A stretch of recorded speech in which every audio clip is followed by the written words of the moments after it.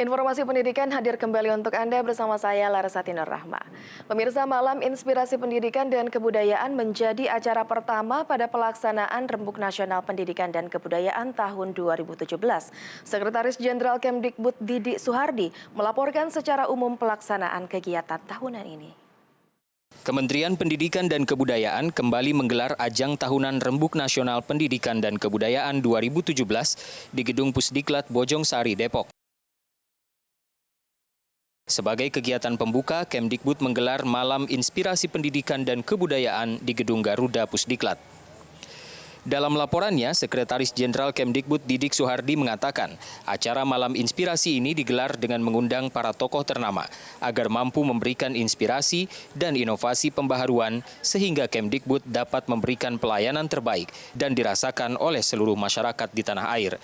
Bapak Menteri yang kami hormati, perkenanan kami melaporkan bahwa malam hari ini adalah malam inspirasi. Kenapa kita namakan malam inspirasi? Karena malam ini kami mengundang para tokoh yang insya Allah harapan kami bisa menginspirasi kepada kita semua agar kita muncul ide-ide baru, inovasi, pembaharuan, sehingga layanan kita, kualitas pendidikan kita dan kebudayaan kita akan lebih baik dan berkualitas dan dirasakan di seluruh tanah air. Uswatun Hasanah, Dodi Hendrawan, Televisi Edukasi. Pemirsa, Rembuk Nasional Pendidikan dan Kebudayaan 2017 mengusung tema Bersama Membangun Pendidikan dan Kebudayaan yang Merata, Berkeadilan, dan Berkualitas.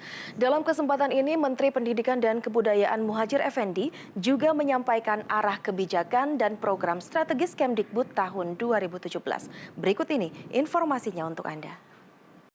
Menteri Pendidikan dan Kebudayaan Muhadjir Effendi mengatakan bahwa arah kebijakan dan program strategis Kemdikbud saat ini menitik beratkan pada penguatan nilai pendidikan karakter.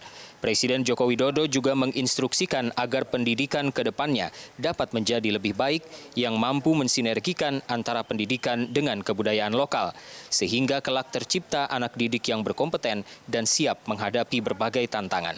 Presiden memberikan salah satu kata kunci dari beliau, yaitu pentingnya revolusi mental atau revolusi karakter, revolusi budi pekerti, revolusi akhlak menjadi kunci pendidikan di Indonesia.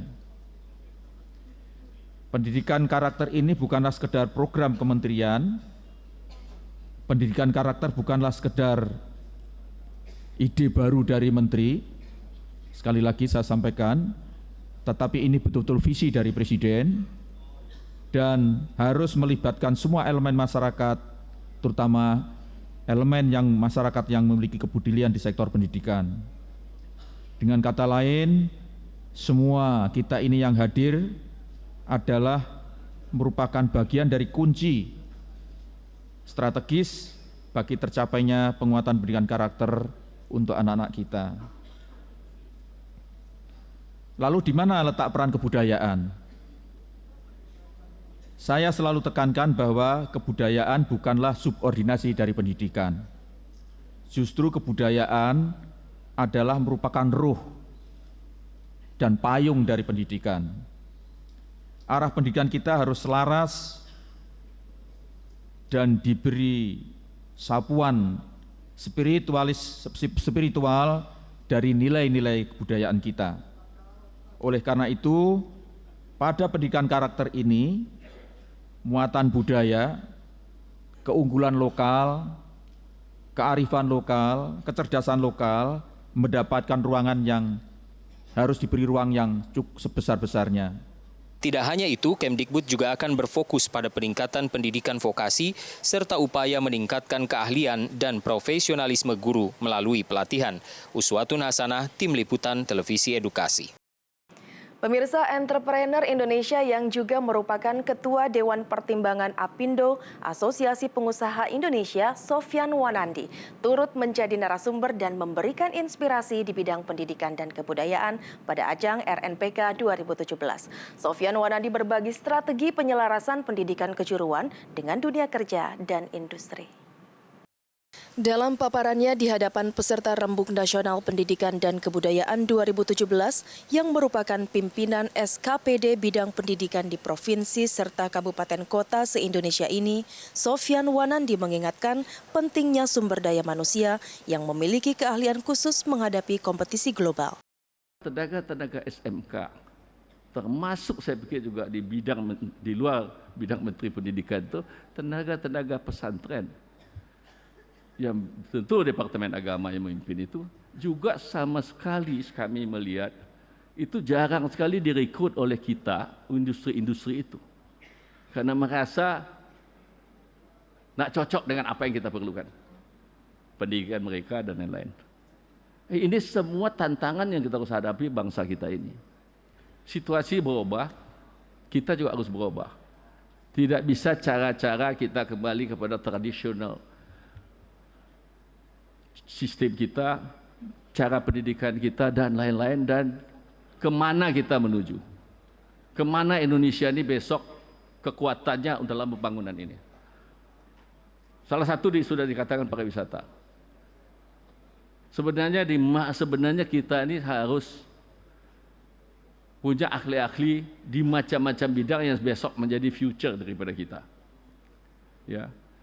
Kita lihat apa yang terjadi di dalam tenaga, kita mempunyai 2/3 laut, tapi tenaga ahli perikanan kita sampai ke bawah, nggak ada. Dan tidak banyak. Dan itu harus kita ke sana besok, pertumbuhan kita. Ini semua hanya karena tidak pernah cuma itu secara tradisional aja berkembangnya, tapi tidak bisa kita loncat. Lebih lanjut dikatakan Sofyan Wanandi, SMK harus dapat menjadi salah satu produsen untuk menghasilkan SDM yang siap kerja dan kompetisi di industri. Tugas seluruh bangsa ini untuk menjaga negara ini maju dan tidak tertinggal dari negara lain. Muhammad Lubis, Tim Liputan Televisi Edukasi. Mendikbud memberikan penghargaan pada Pemda dan lembaga atau organisasi di bidang pendidikan dan kebudayaan. Penghargaan apa dan diberikan kepada siapa? Berikut ini kami hadirkan informasi selengkapnya. Menteri Pendidikan dan Kebudayaan memberikan apresiasi peduli pendidikan kepada pemerintah daerah kabupaten kota dan organisasi atau lembaga masyarakat dalam rangka Rembuk Nasional Pendidikan dan Kebudayaan. Sebelumnya perkenankan saya atas nama Kementerian Pendidikan dan Kebudayaan untuk memberikan penghargaan dan apresiasi kepada seluruh elemen pemerintah dan masyarakat yang telah hadir, yang dengan setia telah ikut memperjuangkan cita-cita pendidikan dan kebudayaan Indonesia. Apresiasi ini terbagi dalam 2 kategori, yaitu pengelola pendidikan terbaik di daerah yang diberikan kepada pemerintah kota Surabaya, Jawa Timur, pemerintah kota Malang, Jawa Timur, dan pemerintah Kabupaten Sleman, Jawa Tengah.